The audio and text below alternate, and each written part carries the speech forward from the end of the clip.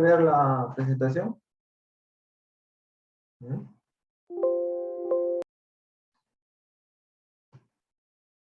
¿No? ¿Sí? Sí, ingeniero. A ver, hay un alumno que está pidiendo help. ¿Cómo es eso? Help. How can I help you? No sé, está hablando en inglés, ¿no? A ver. ¿Quién es ese alumno? A ver, no he visto. Creo que es Douglas. Ah, Douglas, how can I help you? ¿Ah? ¿Aló? A ver, no sé. ¿Lo dije bien o estoy mal?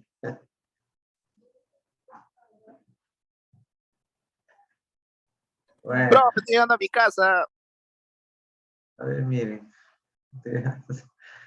Bueno, ya. Sí, pues ya, el horario lo han elegido ustedes, por si acaso, ¿no? Aquí yo ya pronosticaba este horario. Ya. Pero vamos a continuar, ¿ya? Porque si no, no vamos a acabar. A ver, delegado. A ver, Jeff. Buenas tardes. A ver, bueno, hoy día dejé ya las notas de la práctica 2 del parcial, ¿ya? Me dicen que la práctica 3 la puedo ingresar virtualmente sin problemas, sin ir a estadística. Ah, ya. Y la práctica 4 va a ser también lo mismo. O sea, podría tomarlo virtual, ¿no? Habíamos quedado que la práctica 4 la vamos a tomar, ¿cuándo? ¿Dónde vamos a tomarlo? El sábado. El 6. El sábado, sábado 6. No, perdón, viernes 6, ¿no? Viernes 6, ya, correcto. Ya, de acuerdo. Sí, va a ser virtual, ¿ya?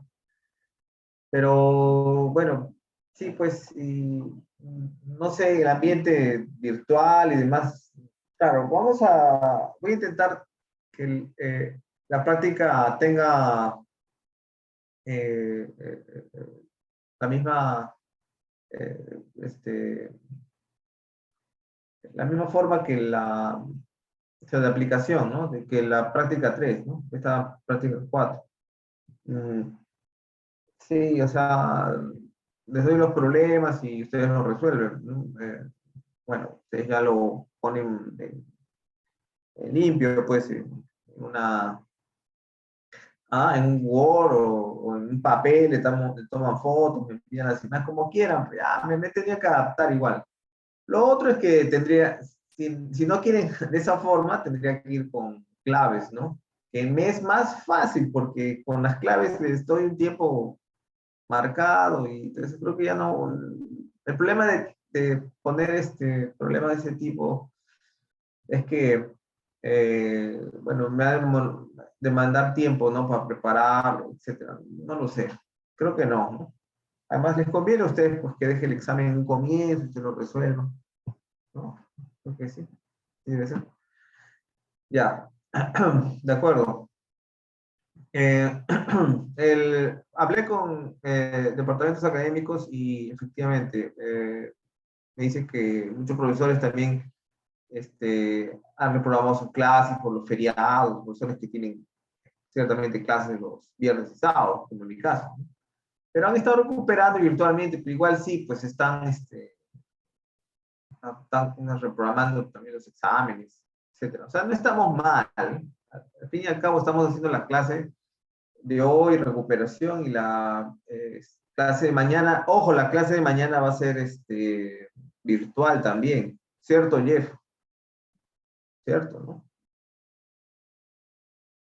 ¿Aló, aló? Ya, sí, hemos quedado de que, o sea, de acuerdo a departamentos académicos, la indicación es que a partir de la siguiente semana, todo es presencial, o sea, los exámenes, ¿no? Exámenes finales y todo, pero como nosotros vamos a tomar examen, o sea, práctica 4, entonces vamos a mantenerlo virtual, ¿no? El virtual también me conviene porque corrijo y lo subo a Orce, no tengo el problema de ir a estadística, dejar notas, y tendría que estar tomándoles examen a ustedes, tendrían que ir a la uni, ¿no? Bueno, da lo mismo, ¿no? Les puedo pedir que vayan a la uni también si quieren en la práctica 4, no, no habría ningún problema. Pero el final sí me han obligado a que sea presencial. El final y el sus. Ahí preparan sus lápices. Pero ya sé que no les gusta que hable de política. Lapiceras. Bueno, una bromita. A ver, ya pues. Esas son más o menos las indicaciones que tenía en la cabeza. No hay más. Yo creo que han mejorado bastante en la PC3. Algunos alumnos pudieron hasta mejorar su nota, ¿no? Comparado con las prácticas anteriores, ¿no? Está bien. Claro, hay que tener en cuenta de que, bueno, el curso ya se está acabando, tenemos 2 clases hoy y mañana, y se cierra, hemos dicho, y que la práctica 4, bueno, tenemos que definir los temas, ¿no? Como tal. Ya habíamos quedado que van a ser 4 problemas, ¿de acuerdo? Y habíamos dicho de que, bueno, 3 tienen que ver con fiabilidad y uno con armónicos, lo que vamos a ver hoy y mañana. De esas 3 preguntas de confiabilidad, normalmente tomo una de sistema marcoviano, técnica, duración y frecuencia, que puede ser un problema, un modelo, etcétera, de algún componente de sistema de potencia, etcétera, ¿no? O sea, no es algo pegado a los tópicos de confiabilidad de generación y transmisión, ¿no? Sino de modelo. Lo otro es confiabilidad de generación y lo otro podría ser confiabilidad de generación-transmisión, ¿no? Sistema compuesto generación-transmisión. Ahora, el tópico que me faltaba explicar, ¿no? O me faltó explicar la clase anterior fue el flujo de carga linealizado, ¿no? El DC, entre comillas, ¿no? Ya, ese flujo de carga serviría justamente para esta parte de aplicación de confiabilidad del sistema de transmisión-generación, ¿no? Pero bueno, hay algunos alumnos que en vista del flujo de carga linealizado es, digamos, un tópico interesante, por no decir que de alguna forma es factible para muchos resolver rápidamente estas cosas, no sé. A veces me piden pues que tome una pregunta de flujo linealizado, ¿no? No lo sé, puede ser. Ya depende de usted, ¿no? Y dejaríamos la pregunta de confiabilidad del sistema transmisión-generación para el final, ¿no? Bueno, que ciertamente es un poco más engorroso, cálculo y demás, no lo sé. Ahí ya ustedes me confirmarán eso, ¿de acuerdo? Bueno, ya, hasta aquí las noticias y todo. Lo que tenemos que ver ahora es, continuando con el capítulo de confiabilidad del sistema de transmisión-generación, era tratar de justamente entender esa disponibilidad, ¿no? Que existe en los componentes y cómo eso atiende a la capacidad conjunta, ¿no? Para alimentar la carga. Si bien el ejemplo que hemos tomado en cuenta es un ejemplo radial, que también puede ser resuelto de forma rápida, ¿no? No empleando ninguna metodología exhaustiva de análisis REST, pero cuando tengamos un sistema mallado, digamos, con más máquinas y más cargas, lo lógico es que en cada una de las condiciones o eventos que hemos definido aquí, por ejemplo, ¿no? Acá, por cualquier evento de estos que genera la pérdida de un generador o varios generadores y líneas, por ejemplo aquí, ¿no? El 2L1, ¿no? Por ejemplo, si tomara como ejemplo ¿no? Pues tengo que sacar 2 unidades de generación y una línea, ¿no? Pero en nuestro sistema, como tal, que tenía 6 unidades, ¿no? 6 unidades de generación, ¿no? Bueno, tenemos el transformador, ¿no? El transformador, y acá dos líneas. El transformador tiene una disponibilidad de 1, ¿no? Como hemos dicho. L1, L2, y cada una de las unidades, ¿no? G1 hasta G6, ¿no? G6. Parece, mi G parece lo mismo. Ya, G6. Ya, bueno, tenemos igual, G6. Entonces, aquí es lógico que la capacidad disponible, ¿no? Hacia la carga estaba asociada a la menor capacidad que entregaba la generación y la transmisión, ¿no? ¿Mm? O sea, por ejemplo, si sacamos, este era ¿cuánto era? Era 6 por 40, ¿no? 6 unidades de 40 megavatios, ¿no? ¿Cierto? ¿Mm? Entonces, si salen dos, o sea, si dos G están en down, por ejemplo, ¿no? Entonces podemos decir que la capacidad de generación es igual a cuánto. Entonces, ya. Entonces acá tenemos cuánto. ¿Mm? La P2 por ahí es de 160, ¿no? Y si sale una línea, acá ya hemos dicho que, ah, caramba, esto da lo mismo, ¿no? Vamos a poner otro ejemplo, por ejemplo. Ya. 1L, 1, perdón, 1, ahí está. 1G, 1L, ya. Mejor. 1G, 1L. Entonces, 1G, capacidad de generación sería ¿cuánto? 200, ¿no? 200. Fue un mal ejemplo. En cambio, 1L, o sea, una línea en down, significa que tenemos una capacidad de transmisión de ¿cuánto? ¿Ah? Si cada línea es de 160, ¿no? Este era 2 por 160. Entonces solo nos queda 160, ¿no? 160 capacidad de transmisión, 160 megavatios.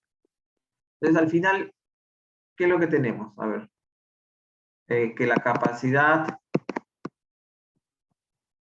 de generación, transmisión, o sea, el sistema compuesto debe ser el menor de ellos. Es por lógica, por un sentido más de topología radial, ¿no? O generación, transmisión, cualquiera de ellas, porque está en serie, ¿no? Nos va a afectar a la carga, ¿cierto? Y a pesar que tienes 200 megavatios de generación, pero tienes solamente 160 de capacidad de transmisión, ¿no? Entonces, finalmente el sistema como tal solo va a poder atender 160 megavatios, ¿no? Ya. Entonces, si nosotros quisiéramos hacer lo mismo en un sistema mallado, lo que necesitamos es establecer justamente esos resultados digamos, de capacidad disponible o rechazo de carga, da lo mismo, son sinónimos, ¿no? ¿No? Rechazo de carga o capacidad disponible en las cargas, ¿no? ¿no? Y eso solo se podría hacer usando análisis de flujo de carga, ¿no? ¿De acuerdo? Entonces, como en el curso, digamos, demandaría mucho tiempo utilizar un flujo de carga AC, vamos a utilizar una simplificación, ¿no? Mediante el flujo linealizado DC, ¿no? DC entre comillas, siempre, ¿no? Es un modelo aproximado, ¿no? De la red, ¿de acuerdo? Entonces, ese es el objetivo de utilizar el modelo linealizado DC. Yo sé que ustedes han, bueno, ahora sí voy a salir, ¿no? Yo sé que ustedes ya han practicado bastante el flujo de carga linealizado, ¿no? Yo voy a hacer un ejercicio que otro, que es bastante, este, digamos, eh, em, bastante esclarecedor, ¿no? Por decirlo así. Si es que se han olvidado del flujo de carga linealizado, ¿no? A ver, voy a preguntar al delegado o a quien quiera intervenir. ¿Ustedes han llevado este tópico en el curso 1? ¿Mm? ¿Sí o no?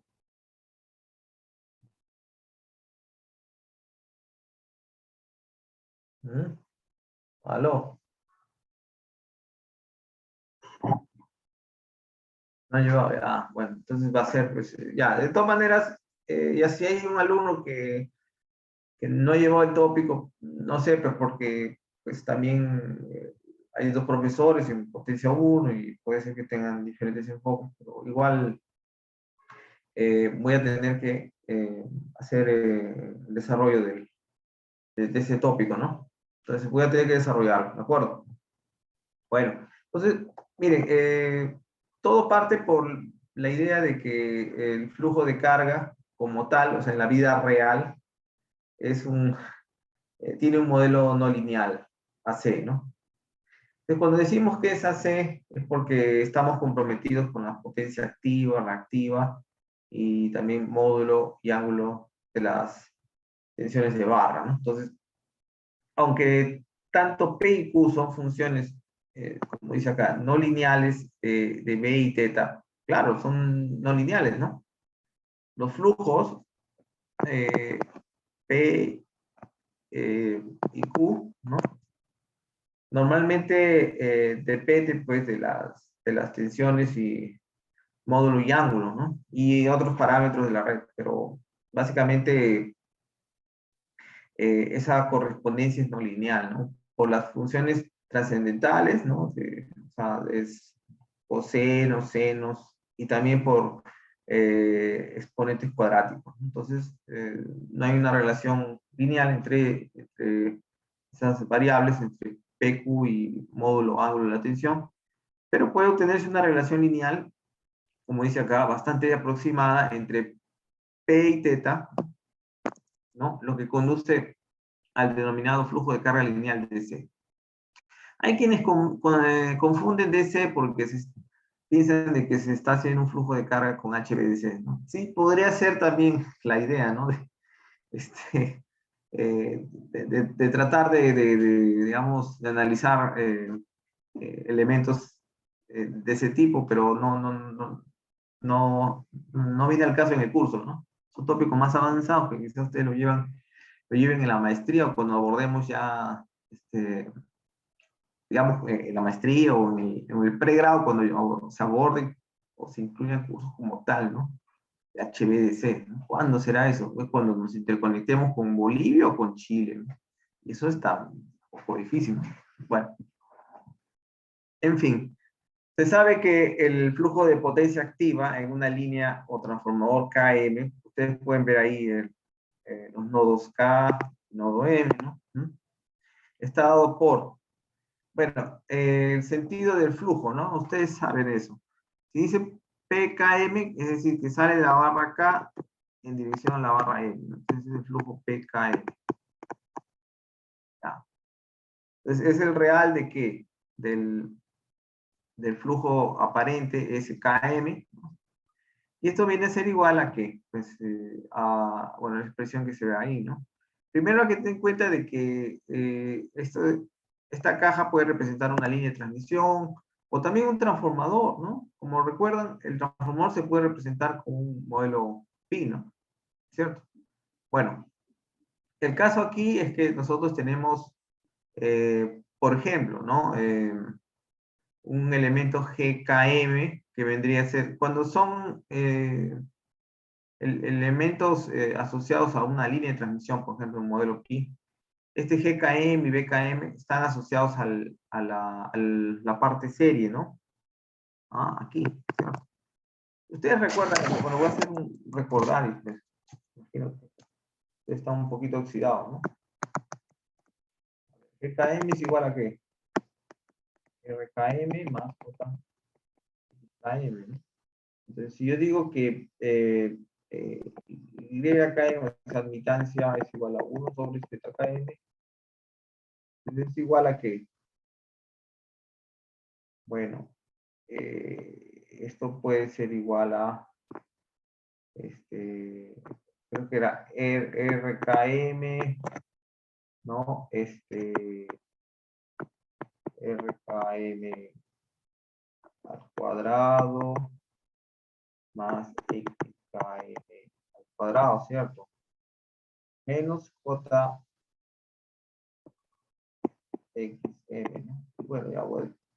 Ya, divide todo eso, ¿no? Entonces, acá nos sale el siguiente elemento. Es un GKM más un JPKM.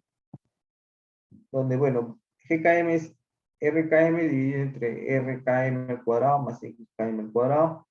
Y decimos que BKM es igual al negativo de la reactancia, o sea, XKM.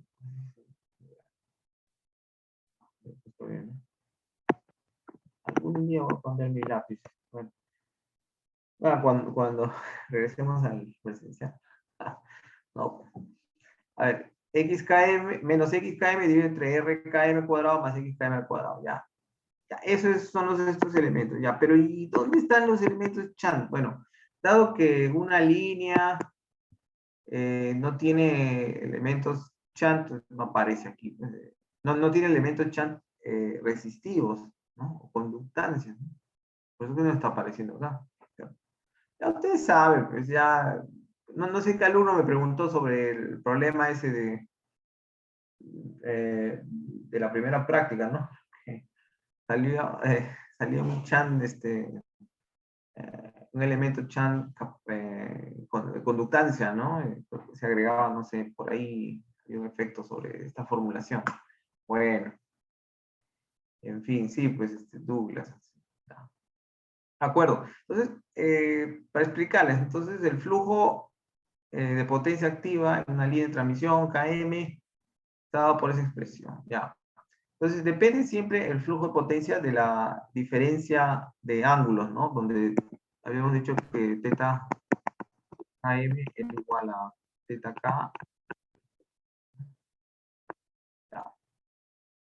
Igual, ¿no? Si ustedes quieren obtener el flujo de P, perdón, de M acá, pueden encontrar bueno, sería un flujo de potencia activa, por ejemplo, señalado aquí, que sale de la barra M y va en dirección de la barra K, ¿no? Y bueno, tiene ese sentido y ubicación del flujo de potencia. Ya. Correcto. Ya, pero ¿qué más? ¿Qué más va con esto? Si bien el modelo no lineal hace ese modelo, digamos, exacto, por decirlo así, que tiene justamente su aplicación, ¿no? En sistemas de potencia, ¿no? Sobre algoritmo de flujo de carga, ¿no?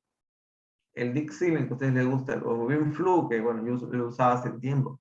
Todos tienen un modelo C, que de alguna forma se sustenta porque pues representa el sistema como un sistema C, ¿no? Simplemente es un sistema C, tiene fasores y demás, ¿sí? Solo que en algunos casos las condiciones mismas de operación, es decir, por ejemplo, los despachos o condiciones de control como eh, consignas de tensión y otros, bueno, se tienen que introducir al problema como tal, porque es en la práctica de operación del sistema de potencia. Entonces surge el modelo de flujo de potencia, ¿no? Pero en el fondo es un sistema C, ¿no? Ya. Ahora, vamos a hacer algunas aproximaciones para obtener el modelo linealizado, ¿no? Entonces, el modelo lineal de C se obtiene suponiendo lo siguiente. Primero, que todas las tensiones, o perdón, módulos de las tensiones de barra son igual a 1. Entonces, esto impide de antemano analizar aspectos relacionados con la potencia reactiva. Era casi el ejemplo que les puse sobre el material de flujo potencia óptimo, ¿no? Es una aproximación como tal, ¿no? Bueno, igual si ustedes hicieran una aproximación con la ecuación de flujo de potencia aquí, también podrían ver algunas significaciones interesantes, ¿no? Eso es lo que vamos a hacer ahora. Bueno, dado que también el modelo va a ser aplicado a un sistema de potencia grande, enorme, ¿no? Bueno, eso asumimos por la cantidad de potencia que, digamos, se va a transmitir. Entonces, es posible que encontremos qué cosa, que que las diferencias angulares son pequeñas, ¿no? Entonces, este teta km tiende a ser pequeño, ¿no? Entonces, con esta hipótesis, el flujo de potencia activa será, bueno, primero teníamos que un PKM es igual a un PKM BK al cuadrado, ¿no? Vamos a ver lo mismo acá, menos BKB, BKM, BKM, no, creo que esta era coseno, BKM, BKM,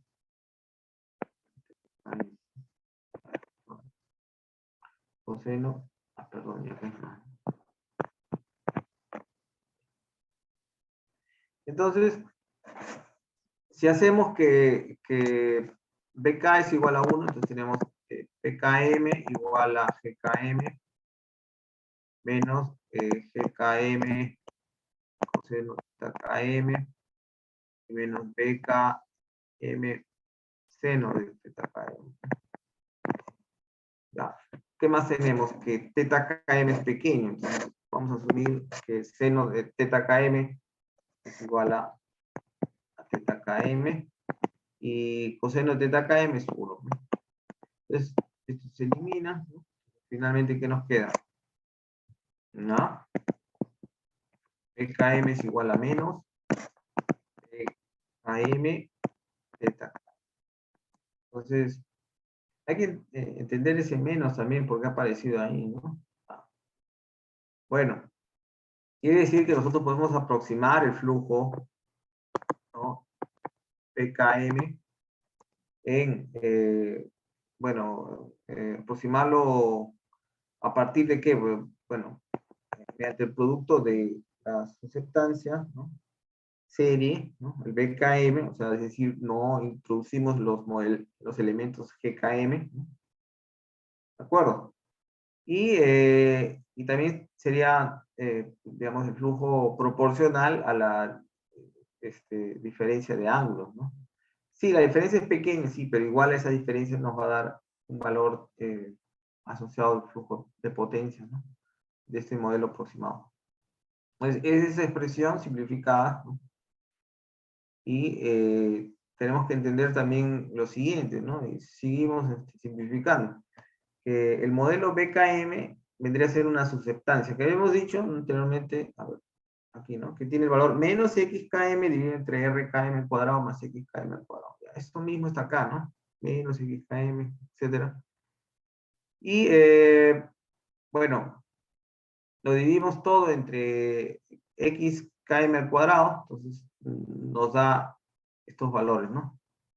Hay que tener en cuenta de que en sistemas de potencia, solo el sistema de potencia, ojo, en, en el caso de distribuciones distintas, ¿no? De que X sobre R es aproximadamente 10, ¿no?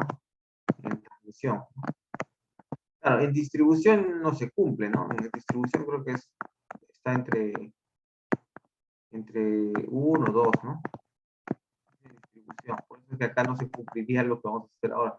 Entonces, si X sobre R es 10, entonces quiere decir de que R sobre X es un valor pequeño, ¿no? Que puede ser despreciado, ¿no? Entonces, por ejemplo aquí, ¿no? Para valores de RKM menor a XKM tercios, ¿no? Los valores comunes en redes de transmisión, ¿no? El error cometido sustituyendo BKM por, bueno, al momento que eliminamos este término, R sobre X, ¿no? Nos da 1, o perdón, menos 1 sobre XKM, ¿no? Reemplazando eso, ¿no? Reemplazando BKM por menos 1 sobre XKM nos da un error menor a 1%, ¿no? Entonces, es dable, ¿no? Justificable. Reemplazamos entonces a la expresión anterior, ¿no? Teníamos la expresión anterior que era PKM igual a menos PKM zeta KM. Eso da, si BKM es menos 1 sobre XKM y GKM es 0, bueno, dicho, finalmente la misma expresión, tomando en cuenta que X sobre R es muy grande, entonces nos da un GKM 0. Entonces, nos queda que el flujo, ¿no?, de potencia vendría a ser igual a 1 sobre xkm multiplicado por θ km. Ahora bien, ¿no?, dado que no tenemos elementos resistivos, serie, ¿no?, ni tampoco se está incorporando ningún elemento Chant en esta simplificación, entonces el modelo puede ser también representado como solamente la inclusión de la reactancia serie, ¿no?, xkm. Por eso es que aparece aquí solo xkm. Entonces, cuando hablamos de potencia activa, entonces da lo mismo si colocamos el flujo acá, si lo colocamos en el medio, ¿no? Porque no va a haber un efecto de cambio de flujo debido a las pérdidas. Por eso lo representamos en medio de la línea, ¿no? Ya lo dije. ¿De acuerdo? Ya, pues, esta es nuestra expresión simplificada de todo esto, ¿no? Bien. Diferencia entre los modelos de flujo de carga no lineal AC y lineal DC. Pues el flujo de potencia activa para el modelo no lineal AC viene a ser esta expresión, ¿no?, que hemos visto. Y el flujo de potencia activa modelo lineal vendría a ser esta expresión, lo que acabamos de demostrar, ¿no? Bien. Entonces, ¿cómo empieza eso? ¿Cómo empezamos a ver esta comparación de modelos? Bueno, primero que nada, debemos entender que el sistema de potencia tiene límites que están asociados justamente a condiciones de máxima transferencia, ¿no? Por ejemplo, para este ejemplo, tenemos una generación en la barra K y una carga en la barra M. Lo que se va a producir si pusiéramos énfasis en un modelo no lineal AC es que, pues, vamos a tener una ecuación como esta, ¿no? Así como una curva potencia-ángulo, ¿no? Ahí está. ¿Cierto? Es el modelo no lineal. Es decir, existe un límite, ¿no? Eso es lo importante, un límite, ¿no? Es un tema físico, ¿no? El flujo que se transfiere tiene un límite, como tal, ¿no? Y ahí, como el ejemplo aquí podría ser tratado también como lo que hemos visto siempre en los problemas de estabilidad de estado estacionario, que el punto máximo se acerca a la condición de 90 grados, ¿no? Diferencia angular 90 grados. Ya, pero ese es asociado al θ km, ¿no? En cambio, el modelo linealizado es una recta, ¿no? Como la que se ve acá, que he dibujado aquí, que se extiende a lo largo, digamos, no tiene fin. ¿De acuerdo? Bien, entonces, para diferencias angulares θ km pequeñas, o sea, en este entorno, ¿no?, aparece acá, ambos modelos resultan valores de pkm similares, ¿no? Claro, casi son lo mismo, ¿no? ¿De acuerdo? Entonces, los dos modelos se acercan, se aproximan y resultan en valores similares de pkm. ¿Ya? Es decir, nos encontramos en una región lineal, ¿no?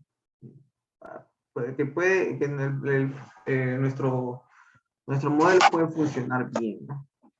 Conforme vamos estresando el sistema, nos vamos dando cuenta que, pues, se van encontrando unas diferencias mayores, ¿no?, entre esos dos modelos, ¿no? Entonces, conforme aumenta la carga P sub 2, ¿no?, o sea, en la barra 2, perdón, estos son casos, ¿no? Ya, este PC es P1, P sub 2 y P sub 3, ¿ya? Son tres casos.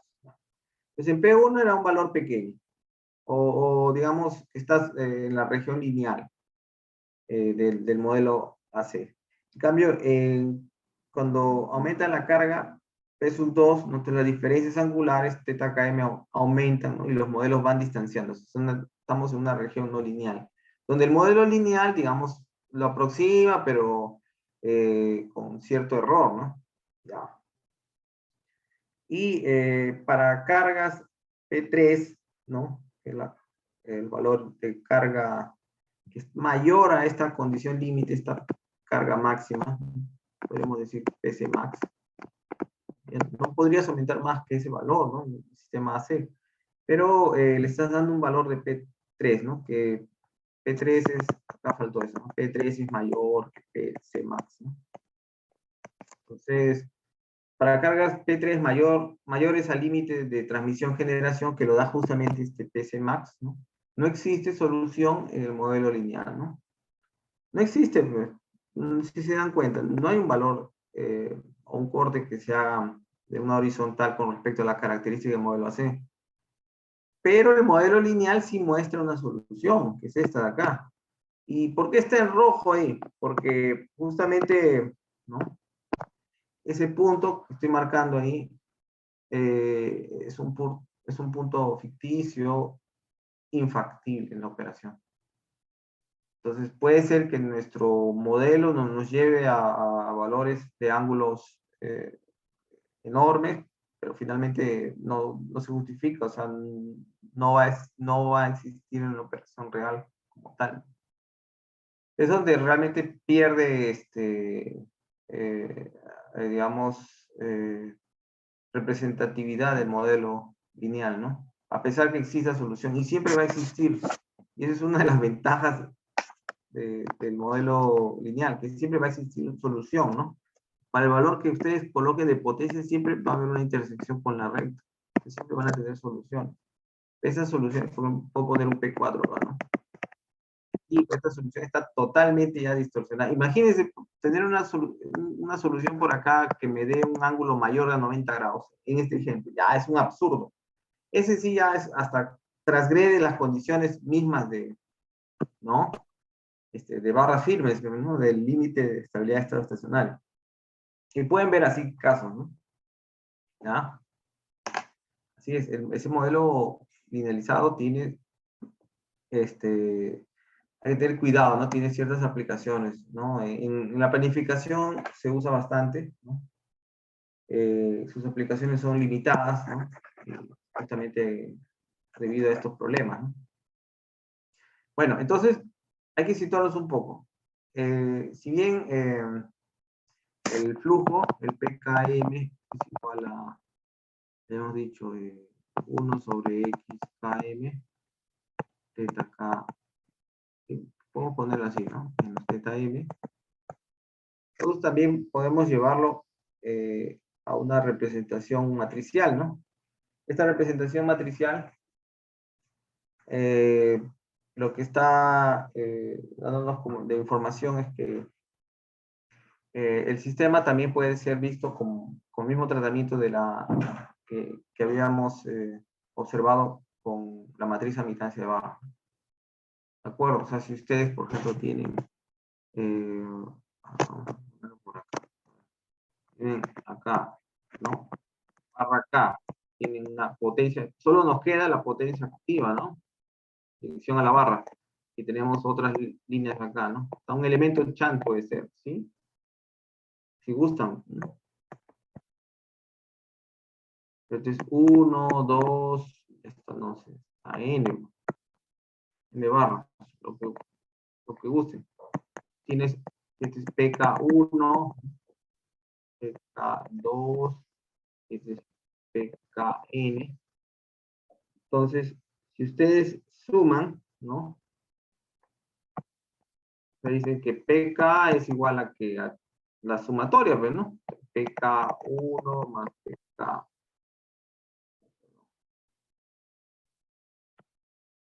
PK2 más, ¿no? Más PKN, ¿no? No, ni eso, pues, bueno, PK, ya. ¿Y qué tienes en PK1? Pues PK1 vendría a ser 1 sobre XK1. ¿Qué cosa tienes? Teta K menos teta 1 más 1 sobre XK2 teta K menos teta 2 más 1 sobre XKN teta K menos teta N, ¿cierto? Entonces, podemos agrupar, ¿no? Todos los teta K, ¿no? Y eso nos saldría aquí un término, ¿no? Que sería la sumatoria de 1 sobre x k m, ¿no? Donde m pertenece a la vecindad de k, ¿no? Por teta k, y aquí irían los negativos, ¿no? Menos 1 sobre x 1 teta 1, menos 1 sobre k2 teta 2, menos puntos suspensivos, menos 1 sobre x k n teta n, ¿cierto? Ya. Entonces, como ustedes saben, bastante estos temas, he estudiado bastante de curso 1, lo que vamos a hacer es, bueno, utilizar, ¿qué cosa? Una simplificación matricial, ¿no? Y eso para la barra K, pero podemos usar la barra 1, 2, 3 y así sucesivamente. Lo que nos va a dar al final es, ¿qué cosa? Una matriz, ¿no? ¿Cierto? Que vamos a llamarle B, ¿no? Tenemos un teta acá, teta 1, teta 2, n, y acá en B vamos a tener elemento B11, B12, hasta B1n, y acá B21, B22, B2n, y así sucesivamente hasta BN1, BN2, BN, y esto es igual a las potencias de B1, B2,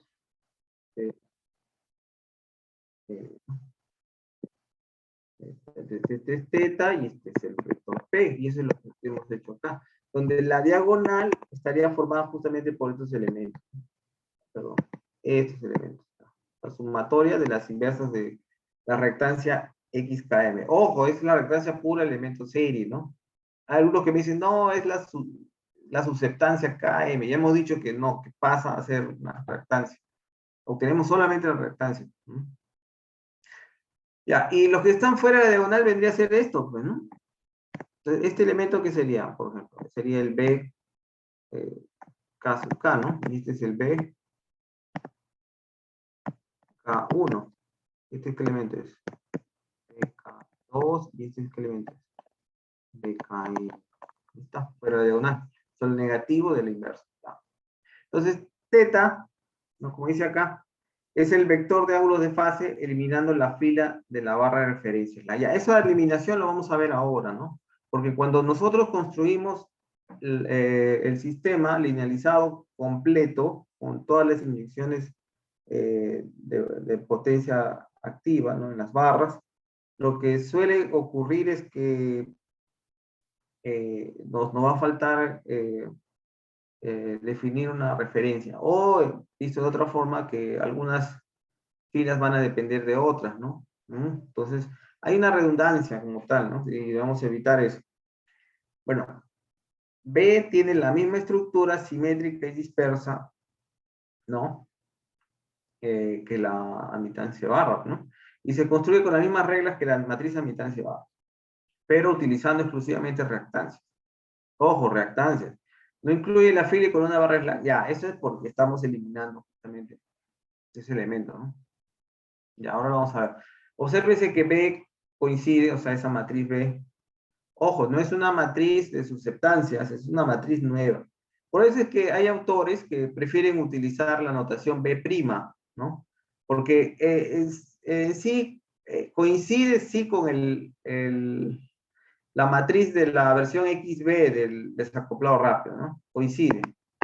Entonces, hay algunos que acuñan el B', pero ya para no trabajar mucho, pues prefieren ponerlo como B y punto, ¿no? Que es lo mismo. Pero hay que tener en cuenta que ese B no es la matriz esta, ojo. B más JB, ¿no? Ojo, no es. Si no, es otra matriz, es otra matriz. No, es una matriz que está formada por los elementos la inversa de las reactancias XKM, ¿no? Ya. P es el vector de potencias inyectadas en todas las barras, salvo la barra de referencia, que vamos a ver por qué lo retiramos, ¿no?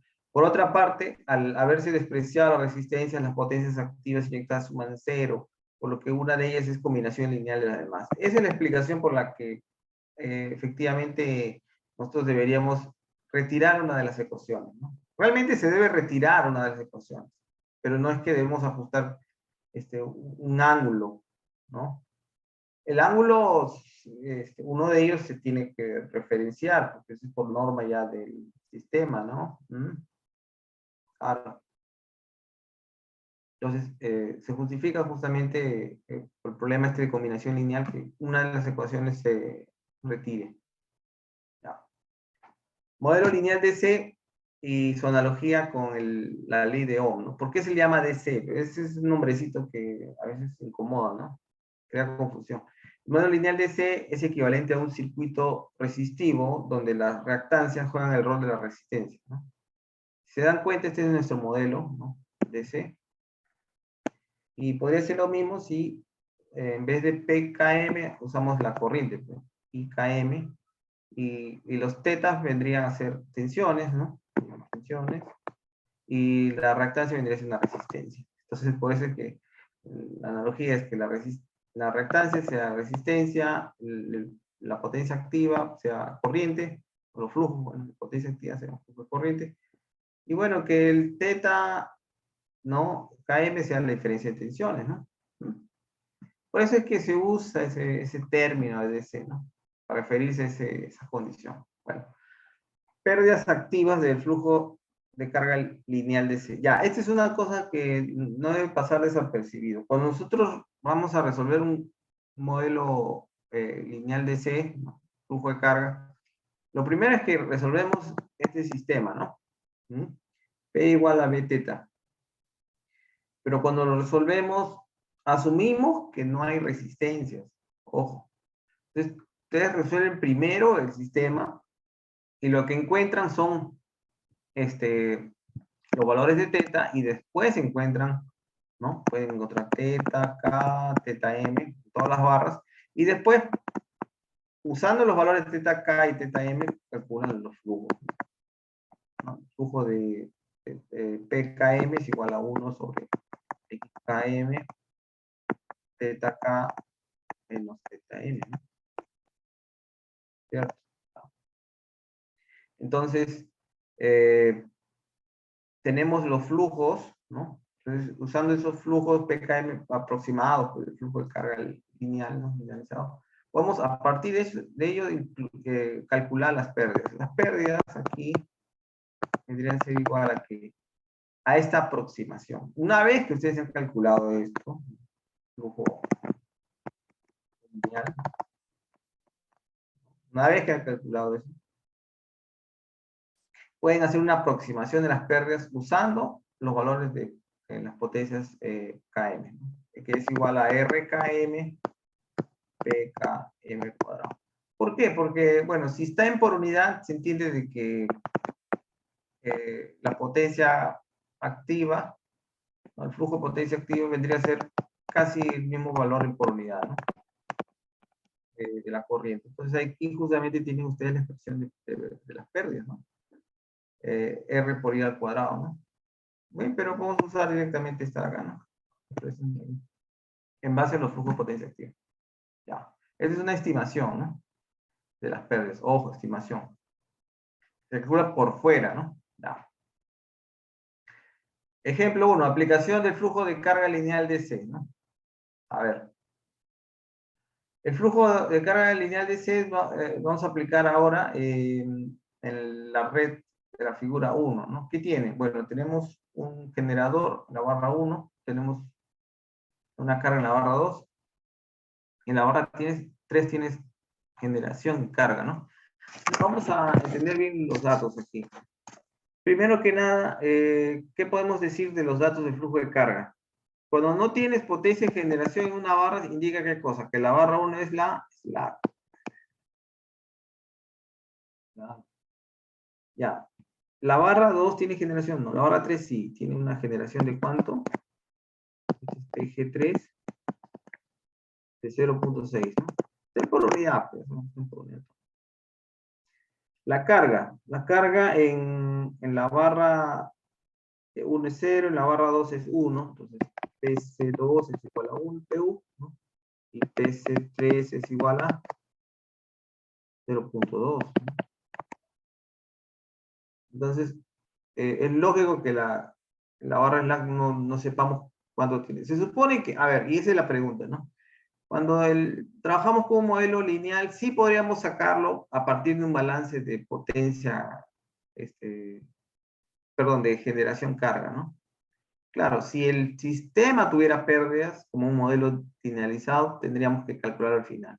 Bueno, aquí como no se calcula al final, ¿podríamos ponerlo dentro de todo el sistema? No, porque esa potencia de generación, esa potencia de generación tendría que ser calculada a partir de población general. Un minutito, un minutito.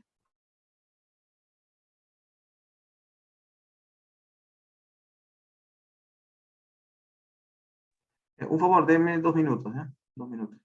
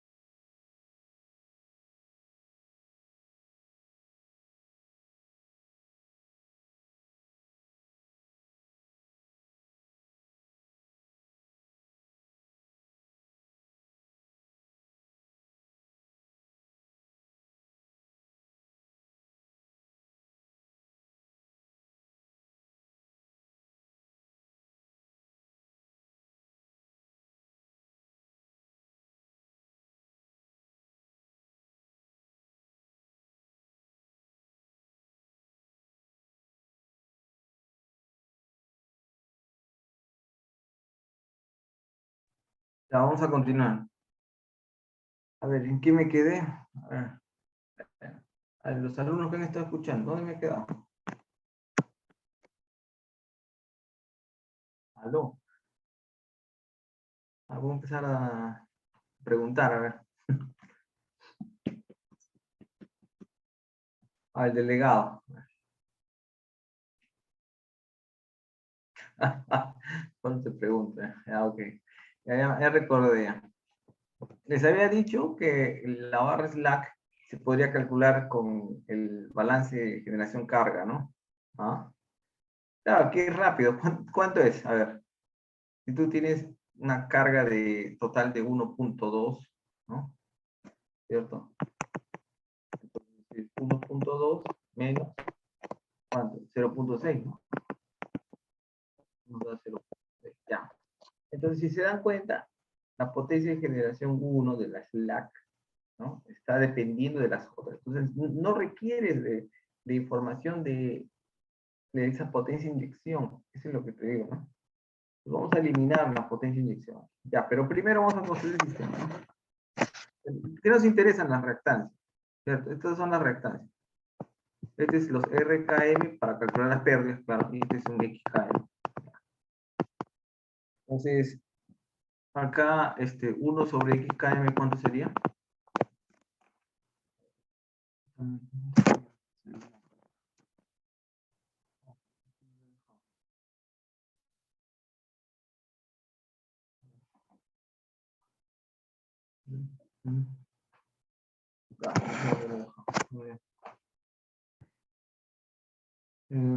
A ver, alguien que me ayude. Mala. Creo que tengo que mala.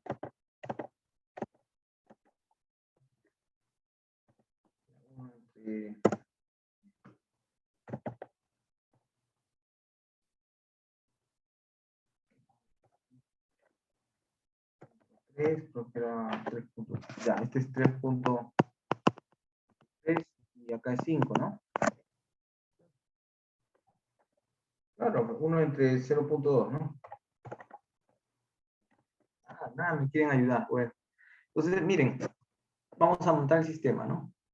P igual B teta. Entonces, P, ¿cuántas potencias tenemos? P1, ¿no? P2 y P3, pero de frente vamos a poner las inyecciones. Entonces, PG1, no nos va a interesar acá, para triangulito. Pero en 2 y 3 sí, porque acá tendría que ir, ¿qué cosa? La generación 2, ¿no? Generación 2 menos carga 2. La generación 3 menos carga 3.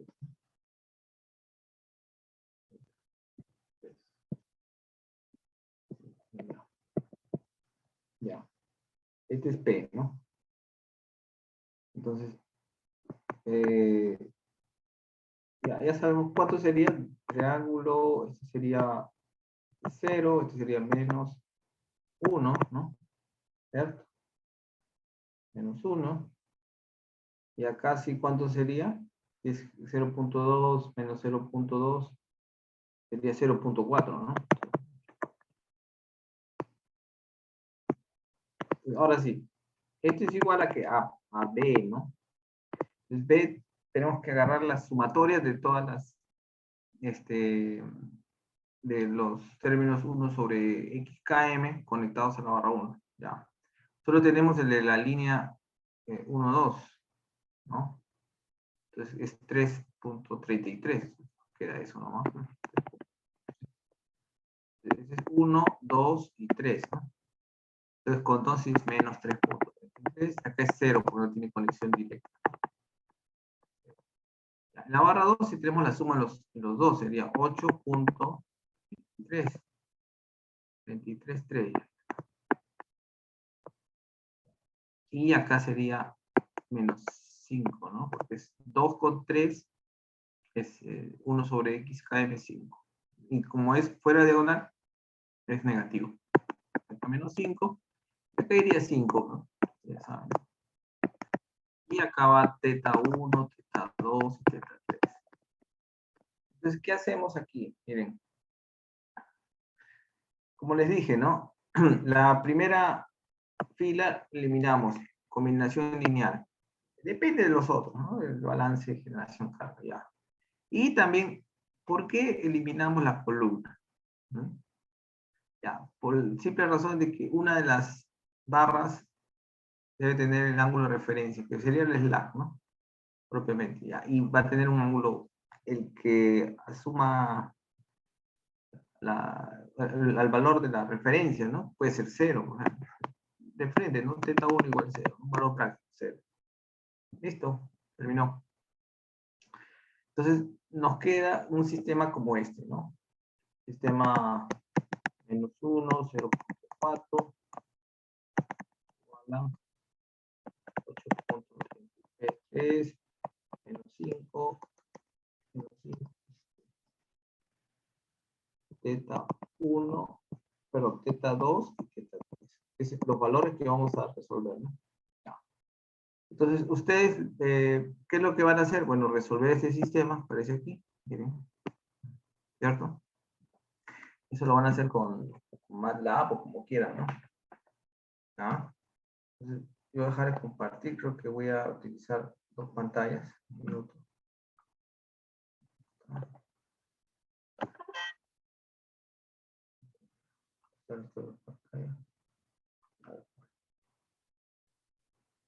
Ejemplo.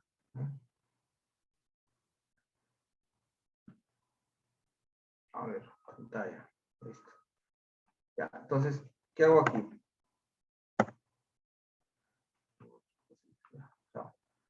Entonces, digo pues que B es igual, ¿no? Es igual a corchetes, menos 8.333, menos 5, coma, menos 5, 5, ¿no? Índice B. Y P, ¿qué igual? P sub 2 es menos 1, ¿no? Menos 1, y coma, 0.4. Entonces, teta vendría a ser igual a la inversa, B por P. Y son esos valores. ¿De acuerdo? Esos son los valores que aparecen aquí, ¿no? A ver, obsérvese que mientras la matriz coeficiente de B coincide con la B', ya habíamos dicho el flujo desacoplado rápido, ¿no? El vector derecho se refiere a las potencias netas inyectadas y no a los residuos de potencia activa. Esa es la diferencia de esos dos. Claro, en el modelo linealizado usamos las potencias de inyección. Generación menos carga. Ya. Entonces, teta 2, teta 3 nos da estos valores. Esto sale distinto, ¿no? Perdón, el B. No mismo nada. Ajá. El B es 8.33. La T aquí es igual, eso está B, ¿no? Entonces, teta. Ahora sí. Nos da menos 0.18 y menos 0.10. Que en grados sería menos 10.314 y menos 5.73 grados, ¿no? Entonces, ustedes pueden resolver los flujos también, ¿no? Si quisieran verlo así. ¿Cómo resuelvo el flujo? Bueno, si yo tengo ya, bueno, puedo hacer teta 2 es igual a el primer elemento de teta, ¿no? Primero, teta 3 es igual, siempre en radianes, ¿no? Elemento 2. Entonces, P12 vendría a ser igual a que 1 sobre X12. Creo que habíamos dicho que era 3.33, ¿no? Por Z1, ¿cuánto es? 0. 0 menos Z2. Eso nos da un valor de 0.6, ¿no? El flujo. ¿Cierto?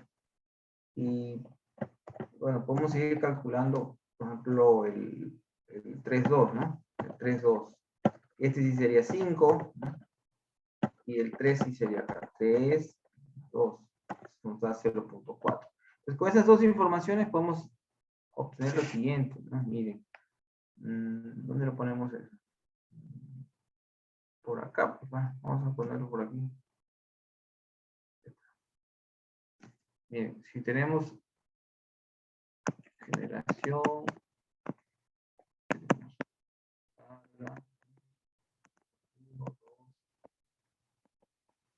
generación 3, ¿no?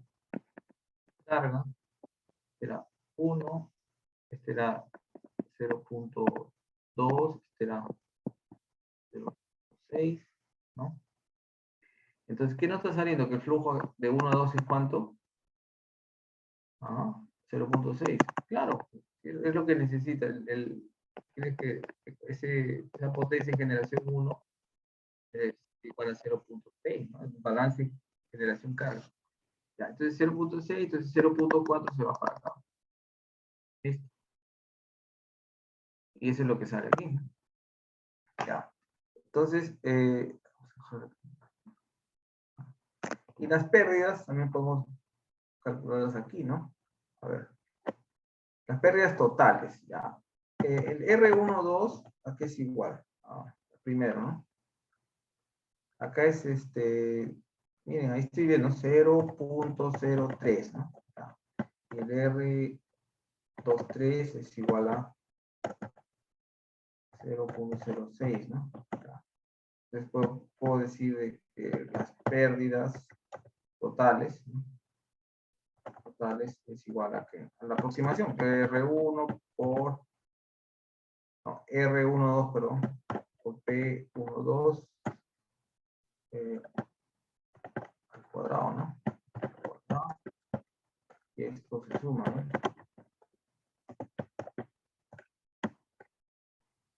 Ya, aquí, ¿dónde está? Esa es la clave de 3, 2, ¿no? 3, 2, 3, 2. Esto, ¿cuánto da? No, perdón, 2, 2, 3 era, 2, 3. 2, 3. Ahora sí. Entonces nos sale un valor de 0.0204, ¿no? Ya. Y acá nos dicen justamente que el valor del flujo de carga no lineal, el valor de pérdidas totales para un modelo AC no lineal es 0.0238. Está próximo al valor que nos resulta de la aproximación de pérdida, ¿no? Está cercano, ¿no? Ya, listo. Entonces se comprueba eso. Ya, vamos a borrar todo aquí. Ya voy a dejar de compartir, ¿no?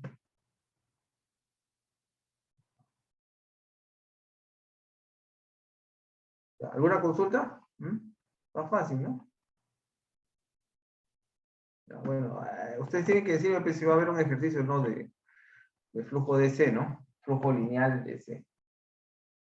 A considerarlo en la práctica. Bueno, por último, ¿no? Es el ejercicio que les he enviado de confiabilidad del sistema compuesto transmisión-generación. A ver, considera el sistema de potencia de la figura 1, donde cada generador de las barras 2 y 3 tiene una unidad. Ya, eso es una unidad, una unidad. Está listo. Generador de la barra 2 despacha una potencia fija. O sea, siempre está despachando 60 megavatios, ¿no? Consideren la barra 3 como la barra slack. Y la carga de la barra 1 es 100. El cuadro 1 muestra los datos de las líneas con base 100 MVA. Entonces tenemos, lo único que tenemos que extraer es este valor, ¿cierto?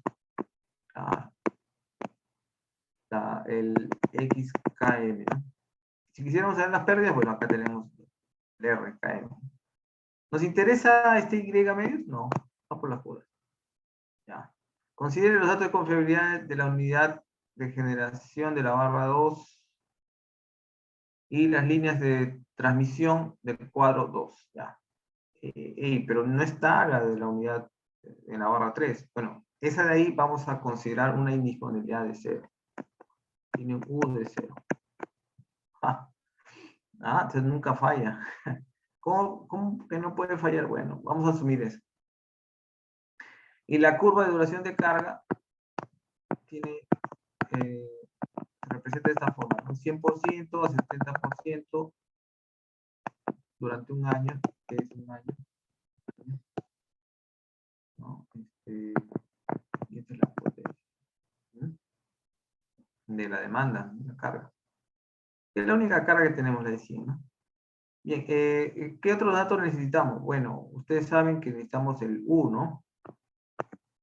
El U es igual al lambda, ¿no? Este es igual.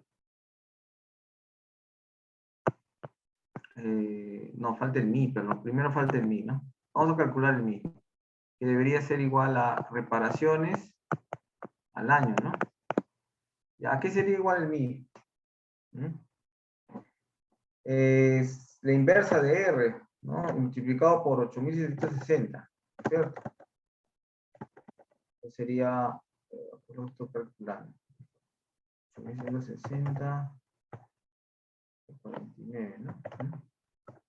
Entonces me da 178.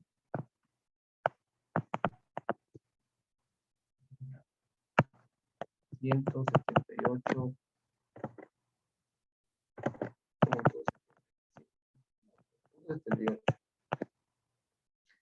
Y aquí, cuando es 7.5, 1000 Entonces, el valor de U, recuerden que era igual a lambda más mi, ¿no? ¿Y eso da cuánto? A ver, lambda es 3.65 dividido entre 3.65 más 178.38 aproximadamente. ¿Qué nos sale? Nos da 0.2. O sea, 2%, ¿no?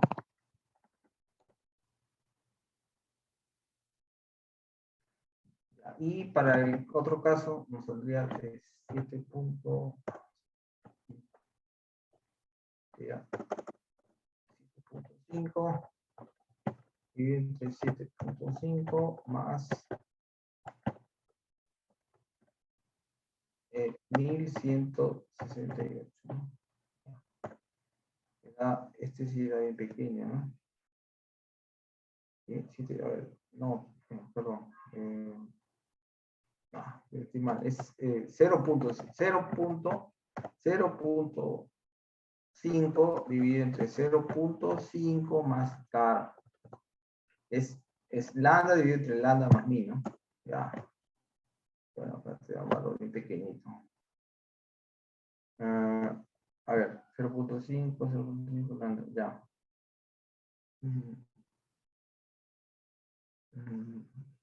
Ya, da 4.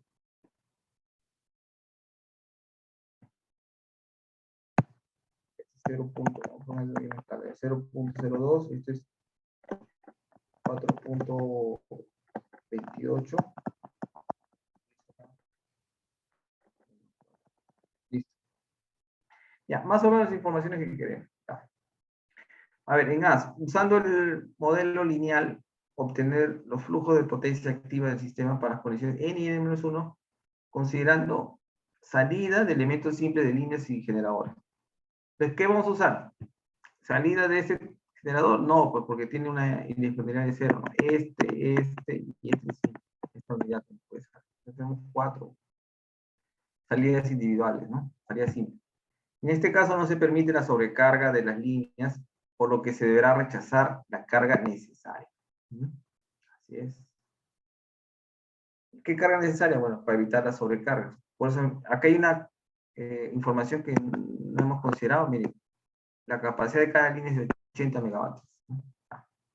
Bueno, y vamos a obtener los índices de punto de carga, probabilidad de falla y frecuencia de falla, fallas al año, del sistema compuesto de transmisión y generación. Entonces, para estas aplicaciones, cuando el sistema es mallado, es importante tener un flujo de carga. Vamos a usar el flujo lineal, ¿no? ¿De acuerdo? Entonces, para la parte A, vamos a hacer un pequeño análisis de contingencias, ¿no? Si se dan cuenta. ¿Estas marcas por qué aparecen aquí? Claro, ¿no? Sí se ha guardado. Bueno. A ver. Miren, para el caso N completo, si asumimos que tenemos, siempre despacha la unidad 260 y tenemos una carga de 100, entonces nos queda flujo de 40 aquí, ¿no? Pero ¿cómo se va a distribuir? Ya, bueno, eso va a depender del modelo lineal, ¿no? Ustedes hacen su cálculo, P igual BT, calculan y, bueno, van a obtener justamente esos valores de flujo, ¿no? Entonces estaría por P. Ya, y pónganse el caso que sale la línea 1, 2, ¿no? Acá se fue esa línea. Chao, chao línea. Entonces, ¿qué es lo que pasa? Que lo que va a pasar inicialmente es que esos 60 pasan por acá, entonces yo debí haber puesto 40 aquí, ¿no? 40, ¿cierto? Para que 40 más 60 sea 100, ¿no? Lo que pasa es que estos 40 más estos 60 hacen que este llegue a 100. Entonces, como hemos dicho que cada línea tiene una capacidad de 80, entonces la única forma de evitar la sobrecarga de esta línea, la línea 1, 2, es reduciendo la carga en 20 megavatios. Entonces, si se reduce a 20, entonces llegamos a 80, ¿no? En la carga, 80 el flujo, pues ya está congestionada la línea, y tenemos 20 acá. y se rechaza 20 megavatios. En el caso que salga la línea 1.3, ¿no? Esta línea, este es siempre 60, ¿no? Según datos del sistema. Este es 60 y acá, si hubiera sido 40, entonces por acá pasaba 40, ¿cierto? Si pasa 40 más 60, entonces parecía 100 acá y congestionaba la línea. Entonces, para atender estos 100. Entonces, para evitar eso, ¿qué cosa? Rechazas 20 megavatios. Queda 80, entonces se queda 80 aquí, capacidad, la línea, y acá sería 20 y acá 20. Se rechaza 20 megavatios. En esas dos condiciones se rechaza. En el caso de, perdón, en el caso de la salida de la línea 2.3, si se dan cuenta, acá tenemos 60, pasan los 60 acá, y si, digamos, admitimos que pasen los 40 megavatios que faltan para el balance de generación-carga, esos 40 aquí no estarían sobrecargados esta línea. Es decir, que esta condición, salida de línea, no genera rechazo de carga. Entonces no genera una frecuencia, un componente de probabilidad o frecuencia falla, ¿cierto? Claro. Ahora bien, si sale el generador 2, la barra 2, se pierde acá, miren, está perdido. Entonces, ustedes hacen un flujo de carga, pues su primer flujo de carga que le va a salir, miren, es este. Si toda la generación va a tener que ser inyectada desde 3, entonces 100, ¿no? Entonces se separa 11.76 y 88.2. Esto estaría sobrecargado, ¿no? Entonces, una forma de evitar esa sobrecarga es justamente hacer un tanteo, ir disminuyendo la carga hasta 90.7 megavatios. O sea, se admite un rechazo de 9.3 megavatios para alcanzar los 80 megavatios. Y se estaría inyectando 90.7 megavatios. Ya, esos son los tres casos pues, que nos está rechazando carga, son los que van a contribuir justamente, ¿no? La probabilidad y frecuencia de falla. Entonces, acá tenemos justamente esos valores. Ahí están, ¿no? Lambda, R, los datos, tenemos mi, tenemos la disponibilidad, aquí está el número 42, el dinero, ¿está? Y la disponibilidad. Entonces, habíamos dicho que se está analizando ¿qué cosa? La condición n y también las n-1, 1, 2, 3, 4 condiciones. Son las que aparecen acá. Entonces, cada uno de esos estados combinados de generación-transmisión serían los siguientes, ¿no? 0G, G2, porque es lo único que podría fallar, porque G1 no falla, hemos dicho. 0, G2, ninguno falla, entonces sería la disponibilidad AG2 multiplicado por ALT al cubo, ¿no? ¿De acuerdo? Así es. Entonces, esa probabilidad debería ser esta. Igual acá, ustedes pueden seguir operando, ¿no? AG2, 1, 1, L1, o sea, sale una línea, la línea L1. Esa L1, perdón, vamos a numerar aquí, que era la 1, 2, 1, 2, 1, 3, 2, 3, ¿no? Bueno, hubiéramos puesto acá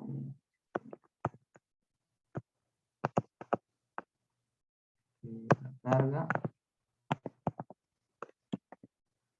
Este es 2, este es 3 y este es 1, ¿no? 100, y supuestamente está en 60, ¿no? Megavatios. Entonces, el L1 creo que es este de acá, ¿no?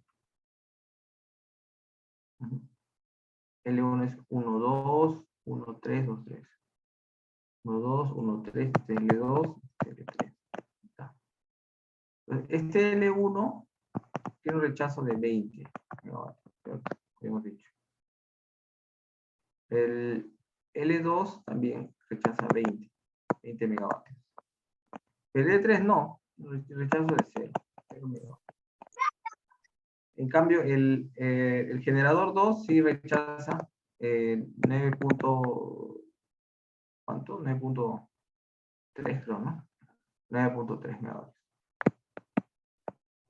Eso, toda esa información lo van a colocando acá. Tenemos las probabilidades, ustedes pueden calcularlas, y tenemos las tasas de salida, tal igual como el ejemplo anterior, se suman las tasas de falla y tasas de reparación, ¿no? En función de cómo se estén dando aquí. Ustedes pueden comprobar estos valores, pero lo más importante es la carga atendida, ¿no? Si todo está poniendo bien, se atiende el 100% de la carga, pero si no, solo se atiende 80 en los dos primeros casos. En el cuarto caso, el estado 4, que vendría a ser la salida de la línea L3, también no genera ningún rechazo de carga 100. En cambio, en el caso 5, o estado 5, con la salida de la unidad de generación, se tiene una pérdida de carga un rechazo de carga de 9.3, ¿no? Llegando a una condición de carga de 90.7. ¿Ya? Entonces, acá cómo calculan el PLI, que era el X, ¿no? El X era igual a 1 sobre Y, 1 sobre 1 menos 0.7, ¿no? Y eso me da que X es igual a 1 menos Y dividido entre 0.3. Y es la carga, es este valor, dividido entre 100, que es megavatios, ¿no? Entonces, para cada uno de estos casos, el primero y el cuarto es 0 porque no contribuyen, ¿no? Se tiene toda la carga. En cambio, los otros sí habrían estos valores, ¿no? Ustedes los pueden comprobar de X, ¿no? Bien, entonces, la frecuencia de cada estado vendría a ser igual a 1 por 2, ¿no? O sea, la probabilidad multiplicada por la tasa de salida o tasa de departure, ¿no? Y eso me da 5.0405, 0.4913. Estos son iguales porque tienen las mismas tasas, ¿no? Las líneas. Y acá es un poquito diferente, ¿no? Está diferenciada los datos para el generador, para la unidad 3. Perdón, la unidad 2, ¿no? Entonces, la probabilidad de falla vendría a ser igual a que esta probabilidad de falla sí, ahora sí vendría a ser esta probabilidad de 1 por 3, por contribución cuando no atiende la carga. Entonces, acá es 0 y 0, estos, aquí sí existen contribuciones. Entonces, al final nos daría una probabilidad de falla, digamos, en el punto de carga, o sea, en 1, igual a 0.00675069, pero un valor pequeño, ¿no? Y la frecuencia de falla, bueno, acá es 0 y 100 no contribuyen, y los demás sí contribuyen, nos da 1.7714. Salidas al año, claro, porque está en un tiempo de un año, ¿no? ¿De acuerdo? Ya pues. Y para eso le sirve el flujo de cero. Bien. Bueno, ¿será que me pueden dar unos 5 minutos para tomar un café? Ahorita, como he salido recién de trabajo y casi dictando a ustedes. ¿Puede ser o no? Ya, listo. A 5 minutos, 7:35 regresamos. Ya, gracias.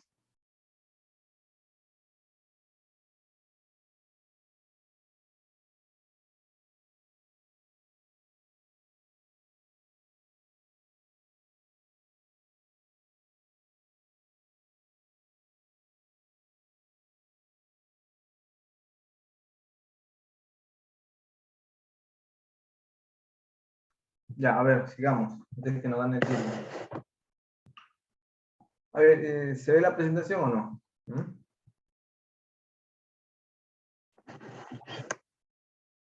Ya, listo. Gracias. Bueno, nos toca hablar ahora de análisis de armónicos, ¿no? Es el último tópico que supuestamente reemplazó a lo que era seguridad, ¿no? El sistema de potencia. Bueno, seguridad es un tópico que tiene cierta importancia, pero es más operativo, digamos, hay algunos conceptos que también hemos visto al comienzo del curso, en la parte dinámica, ¿no? Que tiene que ver también con aspectos dinámicos y demás.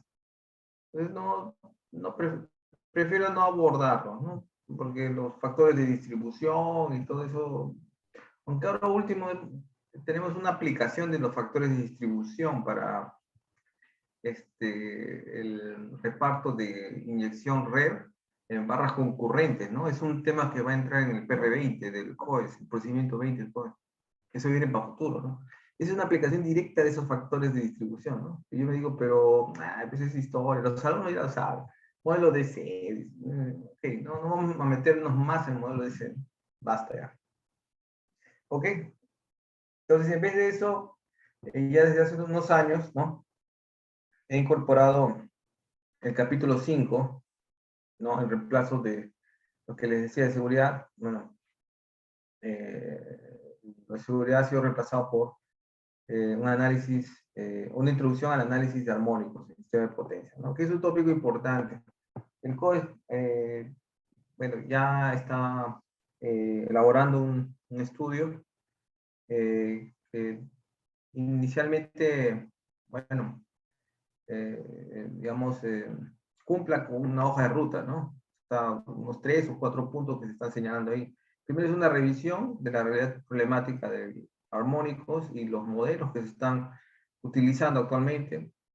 Un segundo punto es un piloto de armónicos que lo vamos a hacer el próximo año. Yo voy a estar coordinando todo eso. Mediciones y vamos a hacer toda una serie de cosas. Y después vamos a ver algunas medidas de mitigación pues, de armónicos como tal, ¿no? En función de los hallazgos que se tengan en los estudios, ¿no? Estudio de consultoría y medición que vamos a hacer. Bueno, está en boga, o sea, es un tema importante, creo yo, ¿no? ¿no? Y es un aspecto que podría, digamos, también crear algún entendimiento de muchas de las cosas que ustedes hacen en potencia, ¿no? Ah, bueno. Bueno, armónico sistema de potencia.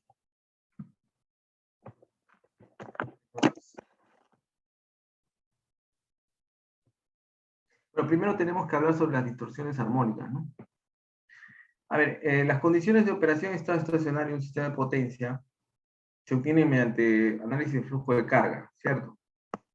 Sí, pero ¿qué tiene de peculiar el flujo de carga? Bueno, esta herramienta de flujo de carga supone que todos los componentes de la red son lineales, pasivos. Sí, a pesar, ojo, a pesar que las expresiones de flujo de carga, o sea, el G de XU, igual cero, sea un sistema de ecuaciones, ¿no?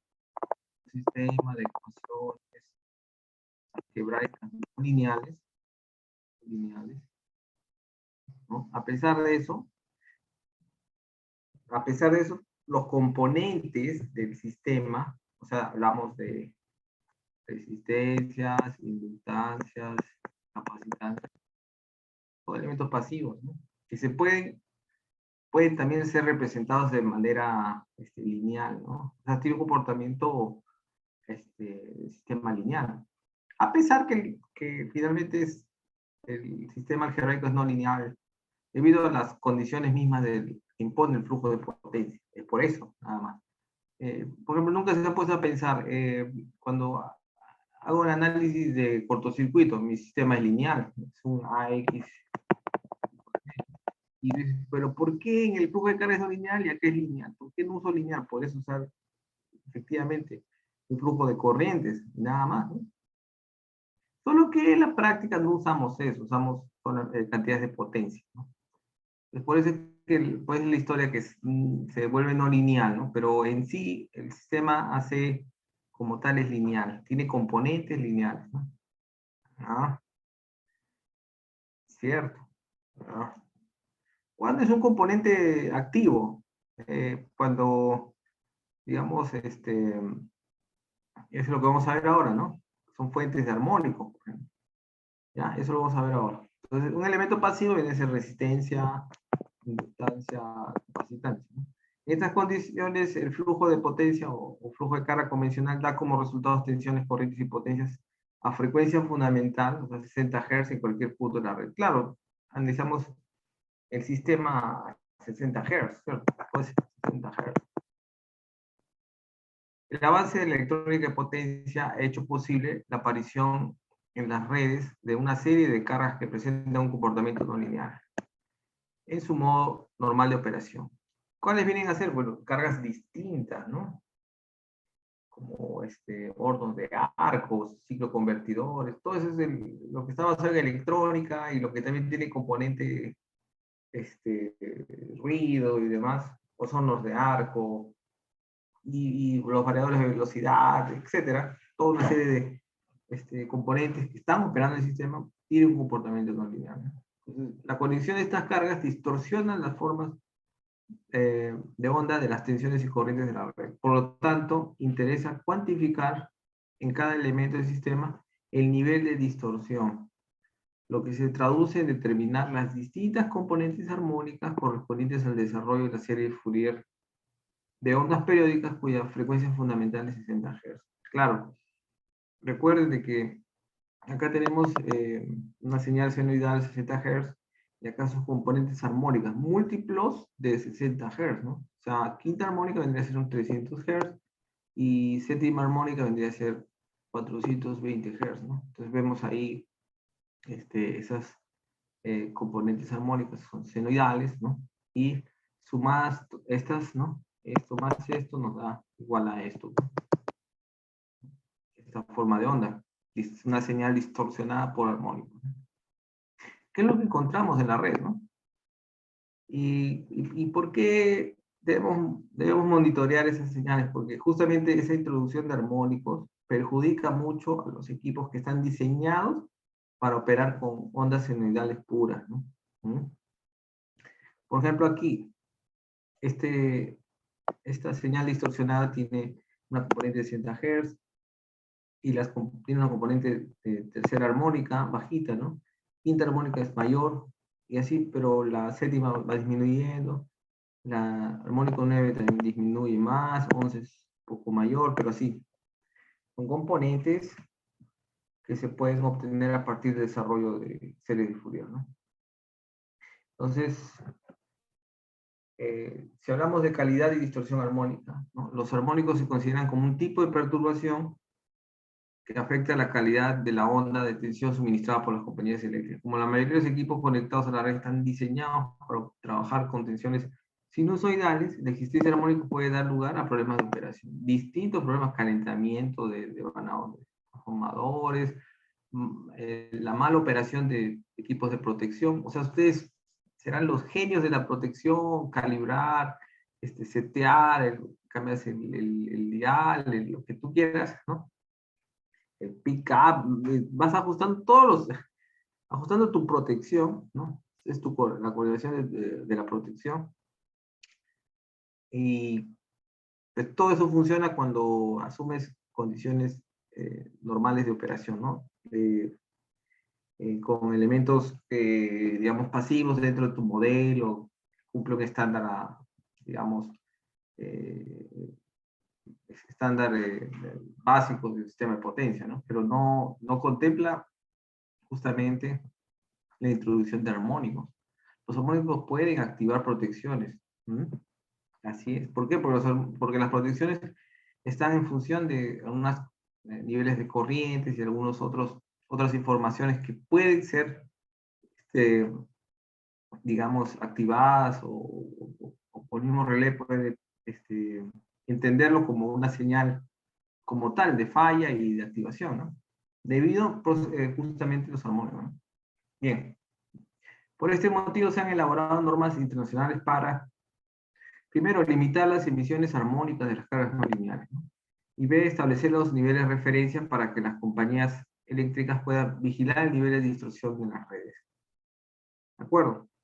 Entonces, el nivel de perturbación que aparece aquí como recomendación de la Comisión Electrotécnica Internacional, ¿no? Nos dice lo siguiente: un nivel de compatibilidad donde existen márgenes de inmunidad de emisión. ¿Mm? Entonces, estos márgenes no deben ser, digamos, transgredidos, ¿no? Hay que entender de que la compatibilidad significa que equipos diversos, ¿no? No solamente estamos hablando de, digamos, sistemas preparados para transmisión, generación, sino también hay equipos de comunicaciones y toda una serie de otros equipos que están inmersos dentro del sistema de potencia, ¿no? La compatibilidad es esa, pero digamos que acá visto de los mismos elementos del sistema de potencia que pueden ser, digamos, perturbados debido a las señales o distorsiones armónicas, ¿no? La compatibilidad es un todo, ¿no? Es un curso interesante que se dicta afuera, ¿no? Curso de compatibilidad electromagnética. O sea, tienes un transformador, al costado tienes no sé, tienes algunos otros equipos chiquitos y demás, tú dices, pero no, no debe influir, el campo magnético influye. No, pero la línea a otros sistemas de comunicación, o los mismos armónicos en los sistemas, produce el problema. El flujo de carga armónico, ¿no? O sea, ustedes han visto hasta ahora el flujo de potencia, el flujo de potencia óptimo, el trabajo de ustedes, ojo, deben estar avanzando, ¿no? Y también tienen el flujo de carga o potencia armónica. Con estos antecedentes surge la necesidad de disponer de herramientas de análisis armónicos que de alguna manera, ¿no? Se asemejen conceptualmente a los flujos de carga convencional. Entonces, la herramienta de análisis armónicos más sofisticada se denomina flujo de carga armónico, que, bueno, ustedes lo pueden visualizar en herramientas de, o plataformas como el Dixile, ¿no? Que tiene módulos para análisis armónico, barrio de frecuencia, etcétera, ¿no? Tiene todo. Bueno, esta herramienta, la cual puede entenderse como una extensión de los problemas, perdón, de los programas de flujo de carga convencionales a una situación más general en que las tensiones y corrientes se encuentran distorsionadas, ¿no? Como consecuencia con la conexión a la red de cargas no lineales. Eso es lo más importante, cargas no lineales. El objetivo consiste en obtener los armónicos de tensiones en todos los nodos de la red cuando se especifica la potencia de las cargas lineales y no lineales, así como el modelo en frecuencia de las cargas no lineales. Entonces, ese es el problema, encontrar ese modelo, ¿no? ¿Mm? Ya, acá vamos a empezar con unos conceptos básicos, ¿no? Operación cuasi estacionaria. Entonces, comúnmente se asume que el suministro eléctrico está en operación cuasi estacionaria, es decir, las variaciones de las distintas magnitudes son lentas comparadas con las constantes de tiempo eléctricas, ¿no? Entonces siempre estamos así, a pesar de que el sistema es muy dinámico, pero estamos en una operación cuasi estacionaria. O sea, la carga cambia lentamente, o sea, o los cambios son lentos. Claro, estamos hablando cuando no hay fallas, ¿no? ¿Mm? Entonces asumimos esa condición como tal, ¿no? De variaciones lentas. La alimentación es perfectamente sinusoidal, o sea, el suministro, ¿no? Y en el caso de sistemas trifásicos, perfectamente balanceada. Esto solo se puede, sin embargo, cuando todos los elementos son lineales y estructuralmente balanceados. Así es. Claro. Una perturbación también es un desbalance, ¿no? Claro. A ver, perturbación electromagnética. Cada vez son más frecuentes los elementos no lineales, o los que no representan un comportamiento constante en el tiempo. Así es. Un elemento no lineal viene a ser también algún elemento que cambia en función del tiempo, ¿no? Una resistencia cambia el tiempo, ¿no? Otros elementos como tal, ¿no? También se produce transitorio y otros fenómenos físicos que desvían las características de la alimentación, el suministro, de las condiciones ideales inherentes a una onda sinusoidal. Una onda sinusoidal y estable, ¿no? Todos estos fenómenos que afectan la calidad de tensión de la onda de tensión se denominan perturbaciones electromagnéticas. Una perturbación electromagnética es un fenómeno electromagnético susceptible de crear problemas de operación de un dispositivo, aparato o afectar desfavorablemente a la materia viva o inerte. Esas son definiciones generales, ¿no? Las perturbaciones generales, perdón, perturbaciones electromagnéticas se pueden clasificar según la siguiente lista. Perturbaciones conducidas a baja frecuencia, a alta frecuencia y elementos radiados de alta y baja frecuencia. Lo que nos interesa son los que están asociados a baja frecuencia, porque a pesar de decir que 720 Hz tienen frecuencias altas, lo que tenemos son siempre bajas frecuencias comparadas con frecuencias de transitorios, de propagación de ondas, tensiones en ondas portador, descargas atmosféricas, o raíces electrostáticas. Todos esos fenómenos crean frecuencias mucho más altas, ¿no? Entonces esos armónicos todavía siendo bajos, hasta armónico 15, etcétera, o 20, todavía siguen siendo de frecuencia baja comparada con nosotros. Los armónicos se definen como tensiones o corrientes sinusoidales con frecuencias múltiplos enteros de la frecuencia de suministro, ¿no? Entonces es un fenómeno de distorsión de la forma de onda de tensión y corriente en estado estacionario. Así es. Bueno, alguien me va a preguntar, no, pero existiría una inestabilidad armónica. Yo creo que sí, pues, pero en lo cotidiano es tratar de involucrarlo siempre dentro de los estándares de estabilidad, ¿no? Como tal, ¿no? Puede ser la estabilidad cuando ocurren fenómenos de fallas en máquinas o en mismos elementos del sistema, generan distintas frecuencias, ojo, no todo es 60 Hz, generan frecuencias de muy baja frecuencia, o sea, 0.5 Hz, 1 Hz, ¿no? También generan algunos armónicos, ¿no? Armónico, segunda armónica y otros más propios también de los modelos de máquinas, ¿no? Esto es una ensalada de armónicos. Bien, las ondas de tensión y corriente son, por tanto, periódicas y pueden expresarse como una serie Fourier cuya expresión para una onda de tensión viene dada por. Entonces, es la onda de tensión que tiene una componente continua, ¿no? Y más raíz de 2 y tiene estos componentes, este, bueno, la sumatoria de BK y BK viene a ser el valor eficaz, el armónico K, seno de K omega 1T más teta K, ¿no? Donde omega 1 es una pulsación de la frecuencia, ¿no? A 2pi F1, donde F1 es 60 Hz en Perú, ¿no? Y K indica el armónico, ¿no?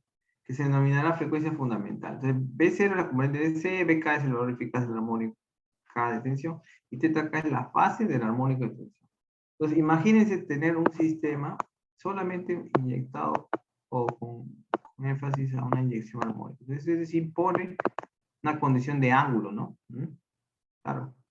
Tienes BKs y tetaKs, ¿cierto? ¿Qué produce? ¿Ah? Acá en un punto, ¿no? Perdón. Producen en un punto. BK y teta. ¿Ah? Entonces, esos valores, ¿no? De módulo y ángulo, los produce, pues, justamente debido a esa interacción armónica, ¿no? Ya. Hay que tener en cuenta de que si nosotros tenemos otra fuente por acá, también va a producir otros, pongamos que sea BM y otros teta M. El problema es saber justamente este desfasaje entre estos dos, ¿no? Es complejo ese, porque no sabemos desde cuándo inicia esta fuente y no tenemos los instrumentos necesarios para poder determinar ese desfasaje entre armónicos y demás. Por eso es que a veces cuando hablamos de armónicos, también se suele decir de que hay condiciones que sí pueden ser registrables y verificables, pero otras no, ¿no? Justamente relacionadas con la fase, con los ángulos.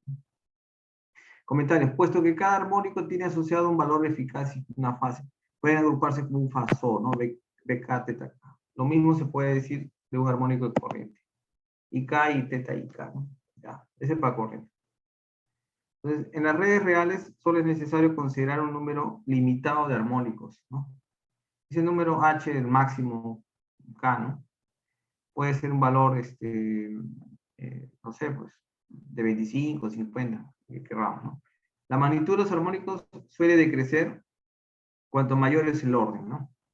Por ejemplo, esta forma de onda de corriente, que creo que es la que habíamos estudiado en el TCR, ¿no?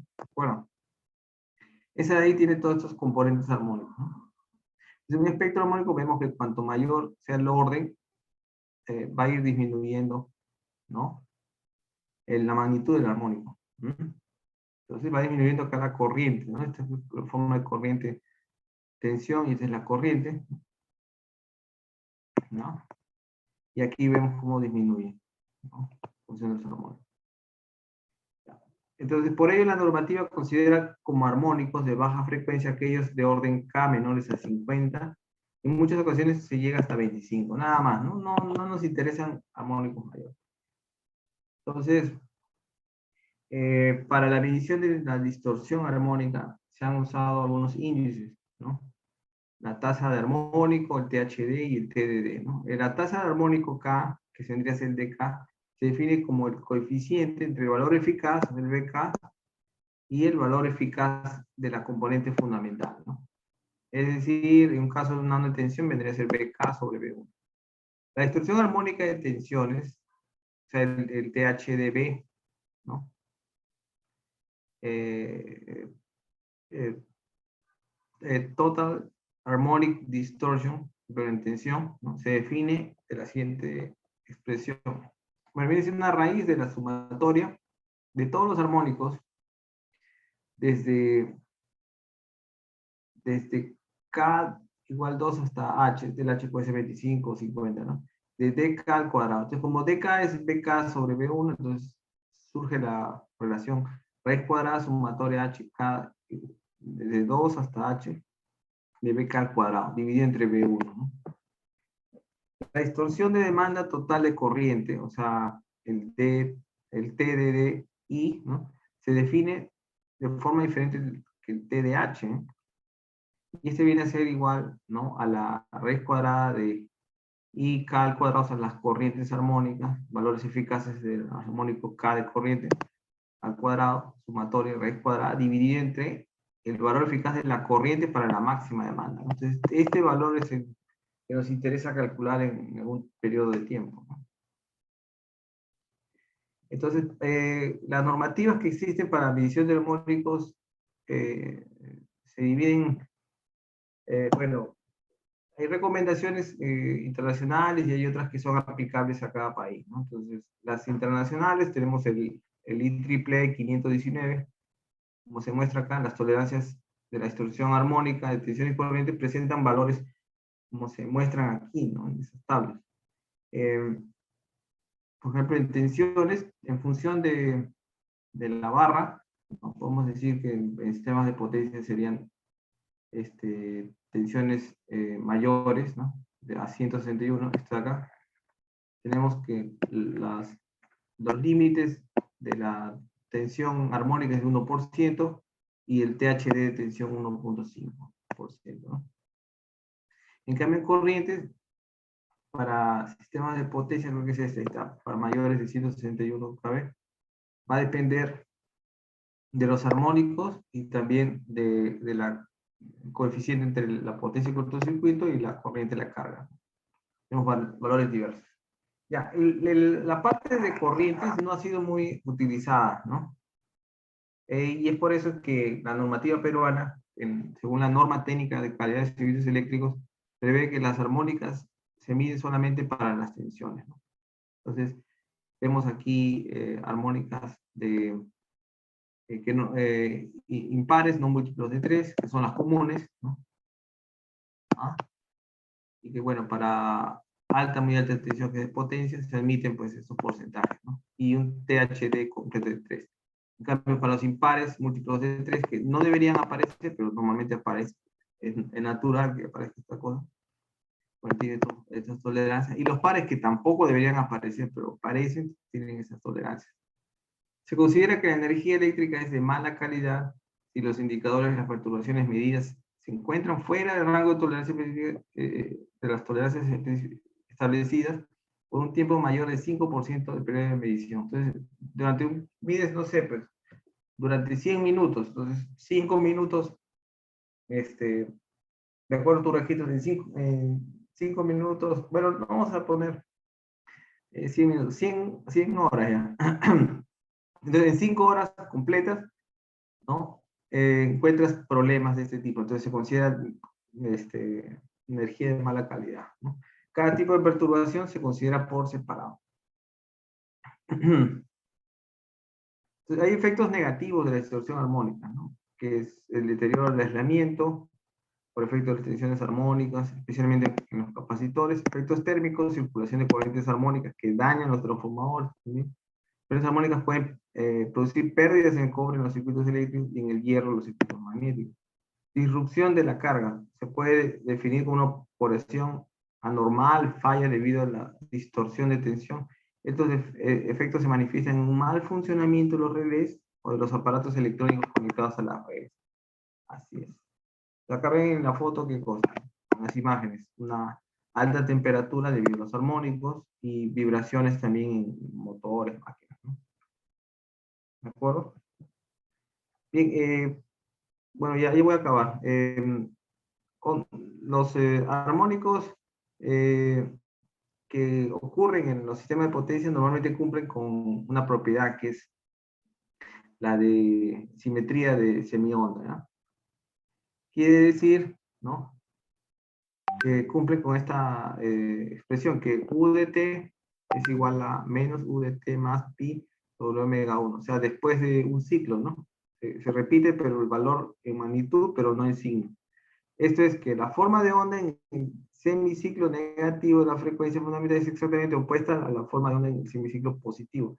Esta propiedad la tienen los armónicos en general. ¿Sí? Entonces, es por ello que podemos decir que no se presentan muchos armónicos asociados a armónicos pares, ¿no? O sea, ese es el detalle. Puesto que los armónicos pares no cumplen con la simetría de media onda, ¿no?, o semi-onda, con respecto a la frecuencia fundamental, esto provoca que no se encuentren armónicos pares en la mayoría de las ocasiones. En la práctica eso significa que su valor es muy bajo. Es muy bajo, pero sí existe, ¿no? En la práctica sí existe. Además, en los sistemas balanceados con secuencia positiva directa de fases en suministro eléctrico, las ondas de tensión y corriente están desfasadas en 120 grados, ¿no?, entre sí. Por lo que si ustedes tienen las tensiones de fase A, podemos decir que podemos encontrar la de la fase B con desfasamiento de 120 grados y la fase C también, ¿no? Donde la fase A tiene pues justamente los armónicos como tal, ¿no? O sea, ustedes miden una fase y no es necesario medir en las otras fases para darse cuenta que el sistema, para un sistema balanceado se van a generar armónicos también en las otras fases. Entonces, en función de los armónicos que se estén dando, ¿no?, y para un sistema trifásico podemos decir pues, que el sistema pues, puede ser una condición de secuencia directa, con un motor girando en ese sentido, por ejemplo, y inversa puede ser que esté girando en condición. Y eso se da justamente por armónicos de la siguiente forma, ¿no? Si es el fundamental, es directo, ¿no? Pero si se dan segundas armónicas, siempre el torque, el movimiento va a tratar de ser inverso, va a tener una pequeña componente que se opone a la secuencia directa, ¿no? Si es tercer armónico, acá se vuelve homopolar, quiere decir que las tres componentes están, digamos, tienen la misma fase, ¿no? Y eso, ¿qué pasa? Que estas homopolares son las corrientes que pasan por los neutros, ¿no?